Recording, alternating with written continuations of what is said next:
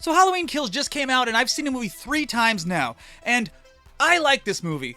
But when you watch a movie 3 times in a 2-day span, you start to see some things, and the things I'm seeing are that this movie is sometimes utterly batshit crazy. And that's what we're going to talk about in this video. Obviously, this video is going to contain spoilers. I'm going into this assuming that you've already seen this movie or you just don't give a crap, because I'm just going to talk about stuff and let's just get into it. First scene I want to talk about is the firefighter scene. So Michael Myers emerges from Laurie's burning house, and there are like 9 firefighters there, and they're all ready to take him on. They know he's a bad dude, they have axes, and one dude has a saw. So this one firefighter starts spraying Michael with the hose, but Michael just keeps walking towards him and kills him. First of all, why not blast him in the face? At least that might disorient him. And second of all, the other 8 firefighters just watch Myers walk up to their buddy and kill him.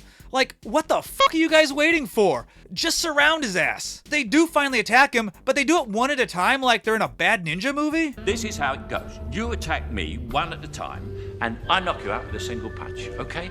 Go.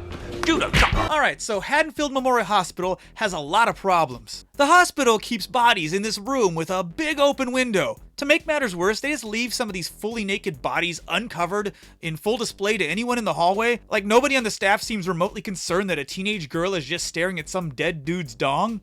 One of the bodies in the room is crazy Dr. Sartain, who was killed by Michael Myers in the last movie.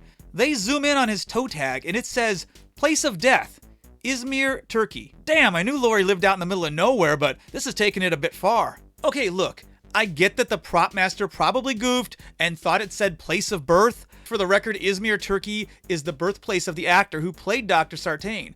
It's kind of hilarious that they went to all this effort for a mistake that doesn't even make logical sense. Why would place of birth even be on a toe tag? It seems unlikely that a coroner would even have access to that information to put it on a toe tag. So this couple in costume as a nurse and a doctor just met Tommy and his crew at the bar that night. They decide to volunteer to join Tommy's vigilante mob. We just want to help out. I'm a doctor, my husband's a nurse. So the joke is that this nurse and doctor are actually a doctor and nurse in real life. Haha, funny. Hey idiots, why don't you go help out in the hospital that's right next to you where doctors and nurses actually work? It's a shit show in there, and they could probably use any help they could get. In the very least, you guys could go in there and help cover up the corpse dongs so some random miner walking by can't see them. But no, they go with Lindsay and Marion to look for Michael Myers. Okay, let's talk about this sequence. Lindsay sees some awful kids on the playground and leaves the car alone to warn them they're in danger. But Michael Myers attacks the people in her car while she's out there. So she's forced to hastily create a makeshift weapon by stuffing bricks into a trick-or-treat sack while her companions are getting murdered because she apparently didn't bring a weapon.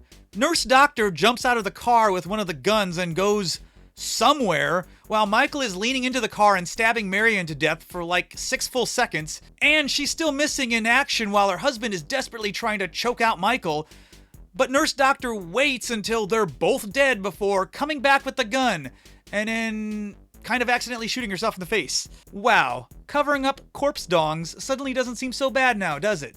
And after all of this, Lindsay finally comes back and attacks Michael with her brick sack. Okay, so I actually checked this. Exactly 2 minutes of movie time passes from when Lindsay starts collecting bricks to when she starts attacking Michael with the brick sack. What takes her so long? She puts like 3 bricks in the bag in this 5-second clip, and there's not that many bricks left. Did she disassemble this chimney-looking garbage thing to get more bricks? How many bricks does she even need? Eventually her sack is gonna be too heavy to swing. That's what she said. Okay, we need to talk about the hospital mob scene because, frankly, it's the most insanely stupid scene in this entire movie. In fact, it may be one of the stupidest scenes in this entire franchise, and I've seen Busta Rhymes punching Michael Myers.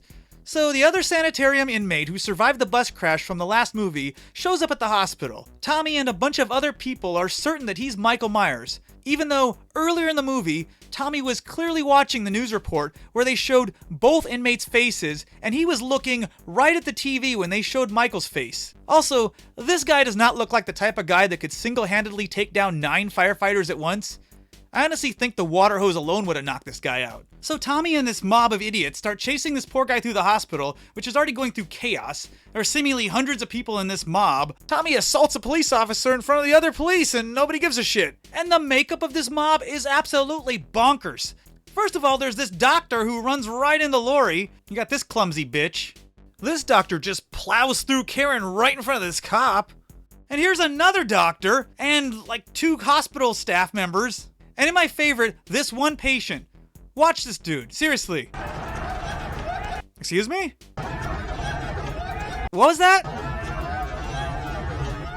What the fuck is wrong with this guy? He's the one they should be looking out for. So Karen finds the inmate and tries to hide him in this locked area, but the mob finds him anyway. It doesn't help that Karen is standing there drawing attention to the place she hid the guy.